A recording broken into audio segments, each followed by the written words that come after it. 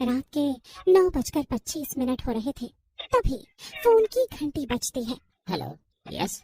Hello, AC service वाले भैया, मेरा एसी खराब हो गया था, क्या आप सही कर दोगे? हाँ बिल्कुल, एड्रेस बताओ। पंचमुखी हवेली, दिल्ली सोनपुर गांव के आखिरी में। बाकी आप आओगे तो किसी से पूछ लेना। आऊंगा, पर रात 12 बजे। अरे यार इतनी लेट। अच्छा चलो ठीक है, और कर भी क्या सकता हूँ। भूत टेढ़ी हंसी से हंसते हुए फोन काट देता है। रात के 12:01 हो रहे थे। एक घना जंगल दिल्ली में, जिसके बीचों बीच एक सुनसान, टूटी फूटी और टेढ़ी मेढ़ी सड़क है। रात के सन्नाटे में वो सड़क धुंध और कोहरे से ढकी हुई है। अचानक दूर से एक पुरानी साइकिल की आवाज आती है, लेकिन सड़क पर कोई नजर नहीं आता। कुछ ही देर में भूत मनोज के घर पर दस्तक देता है। कौन? हेलो साहब, मैं हूँ एसी सर्विस वाला। मनोज गेट खोलता है तो उसे देख ठनक जाता है। उस भूत का चेहरा ऐसा था जैसे वो मरा हुआ हो, लेकिन आंखें अब भी जल रही हो, मानो किसी ने उसे जिंदा जलाया हो। आंखों के नीचे काले गड्ढे और होठों पर एक अजीब टेढ़ी मुस्कान जो डर से रुला दे। भाई नहाए नहीं हो क्या? अरे एसी बताओ, बाकी बात आराम से करना है? क्या? भूत मनोज को धक्का मारकर ऊपर की ओर चलने लगता है। उसके चलने से टक टक की आवाज आ रही थी। मनोज को कुछ सही नहीं लग रहा था और वो भूत को देख रहा था। वैसे भाई आपका नाम क्या है? नाम से क्या लेना सर, लोग मुझे देखकर भूत ही बोलते हैं। जैसी हालत बना रखी है, भूत बोलकर कुछ गलत नहीं बोलते लोग। भूत मनोज के कमरे में जाता है और एसी सही करने लगता है। तभी चारों तरफ सनसनी हवा चलने लगती है। पूरा कमरा ठंडा हो जाता है।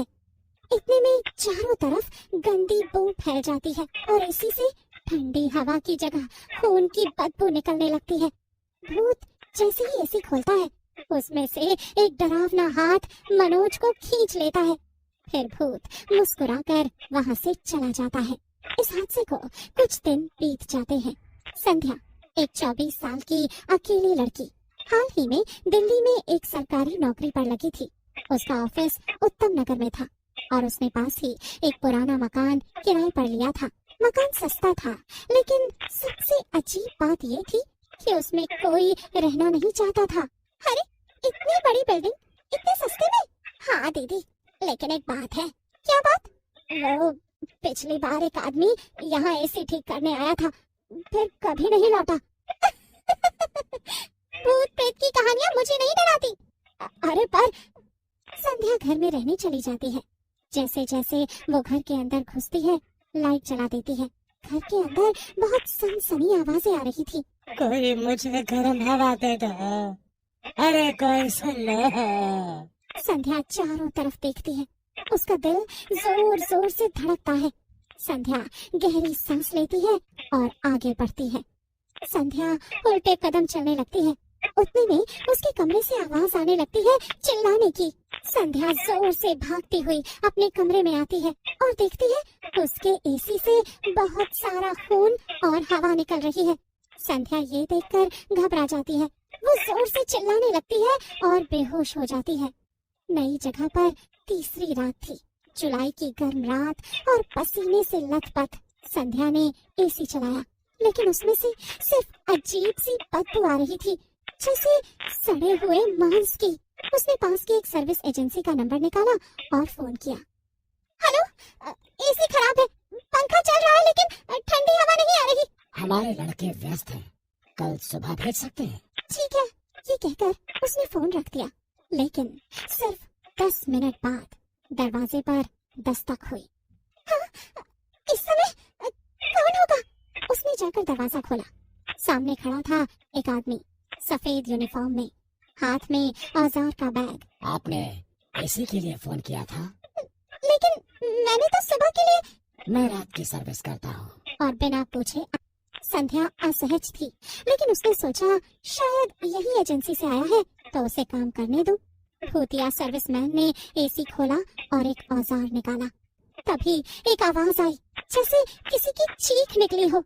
ये क्या था? भूत की आंखें लाल थीं। उसे देखकर ऐसा लग रहा था जैसे वो बहुत नशे में हो। संध्या उसे देखकर सहम रही थी। उसने कहा, भैया आप काम करो, मैं अभी आती हूँ।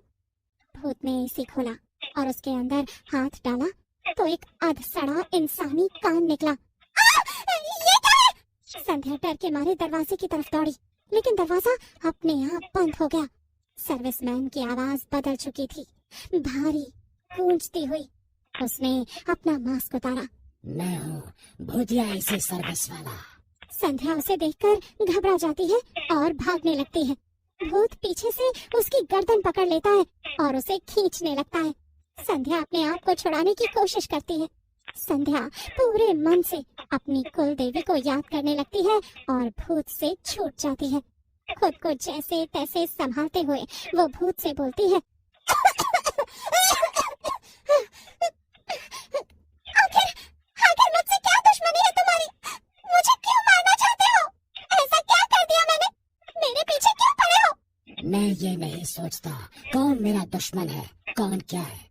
मुझे सिर्फ नया शरीर चाहिए जिससे मैं लोगों को डरा सकूं और मार सकूं। तुम मुझे अच्छी लगी। तुम्हें परेशान करने का मजा कुछ और है। भूत को बातों में उलझाकर संध्या पूरी शिद्दत से कुल देवी के मंत्र पढ़ने लगती है। ओम क्रीम कालिकाय नमः, ओम चामुंडाय विच्चे। संध्या के मंत्र उच्चारण से भूत कुछ कमजोर महसूस करता है। भूत की आत्मा कांपते हुए थोड़ी और कमजोर होने लगती है। सुनो, मैं कुछ बताना चाहता हूँ। संध्या रुक जाती है। 6 साल पहले मैं इसी मकान में आया था। चुड़ैल ने मुझे जिंदा एसी के अंदर फंसा दिया। अब मैं उसी के लिए काम करता हूँ। जो भी नया किराएदार आता है मैं उसे बलि चढ़ाता हूँ और उसे भी एसी में कैद कर देता हूँ और फिर अगले शिकार के लिए नया इंसान ढूंढता हूँ। अब तुम भाग जाओ वरना मैं मंत्र पढ़ना चालू कर दूंगी और तुम मर जाओगे। भूत अपना सामान पैक करने लगता है और वहाँ से जाने लगता है। कुछ दिनों बाद फिर एक दिन संध्या कमरे में कुछ काम कर रही थी कि तभी एसी अचानक चालू हो गया, लेकिन उससे ठंडी हवा नहीं, खून और राख निकलने लगी। संध्या ये सब देखकर रोने लगी। नहीं, नहीं, ये संकेत है उस भूत के आने का। मत आओ प्लीज, ये सब क्यों हो रहा है? भूत एसी से निकलने लगता है, उसके साथ साथ और आत्माएं निकलती हैं। संध्या ये देखकर जोर जोर से चिल्लाने लगती है, मुझे बचाओ, बचाओ कोई बचाओ। चारों तरफ ठंडी हवा और गंदी बदबू फैलने लगी। संध्या अच्छे से सांस नहीं ले पाती है और वहीं गिर जाती है। पूरे घर की लाइट बंद हो जाती है। तभी अचानक दरवाजा खुलता है। कोई अंदर चल कर आ रहा होता है। उसका सिर्फ पैर दिखता है। तभी कमरे में अचानक धुआं भर गया और वहाँ एक चुड़ैल आती दिखाई देती है। चुड़ैल हवा में उड़ती हुई भूत की तरफ आ रही थी।